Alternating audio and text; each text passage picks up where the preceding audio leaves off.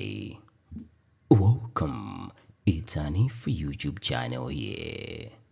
Munali kuno lero uthenga ukulu ndotani pa mwambo otsekulira church chimenechi. Uthenga ukulu wa chikondi church chimayima pa chikondi komanso ifeyo atsogoleri kandi andale ntchito yathu kuonetsa kuti pakali chikondi tiyagwirire anthu ntchito chifukwa anthuwo tikuyang'anira ndi ifeyo komanso tikondane wina ndi mnzake kuti ntchito phindu lake kwenikweni ndinachani kapena ndi chiyani chimene tifuna kuti tipindule. Nthawi zambiri utha kupeza kuti ukupanga zambirimbiri koma chimene ukuchitira zonsezo mwina wachiyiwala, ndiye zikumafunika kumadziwa kuti tikupanga ichichi ndicho linga choti tithandize anthu a Mulungu. Anakambapo nkhani yakufunika kuti chisankho chisakhale cha ziwawa pakhale bana, mwina mkakambe zotani? Palibe ife choti anthu azipangira ziwawa, pakhala president mmodzi, pazakhala nduna, pazakhala phungu, onsewo ntchito yanu kuyendetsa boma. Ndiyeno anthu akamamenyana zizavutatu kugwirizana kwake.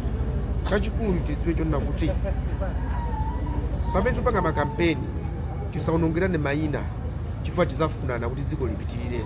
16 September akapita dziko lizipitirira kufuna tigwirane manja tiyendetse dziko lathu la Malawi. The overarching objective of our mission, because that is critical. It's possible that one can find himself doing so many activities, so many things, and forgetting the overarching objective of the mission. So we are here to save mankind. It is the servant leadership. We are, as politicians, we are here to save Malawians.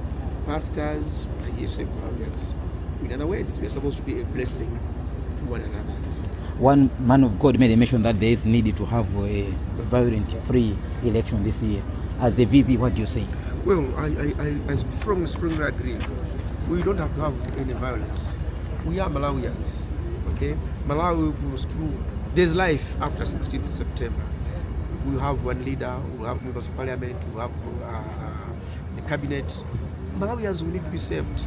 So even the campaigns, when we are selling our manifestos, we should avoid killing each other's image because we need each other.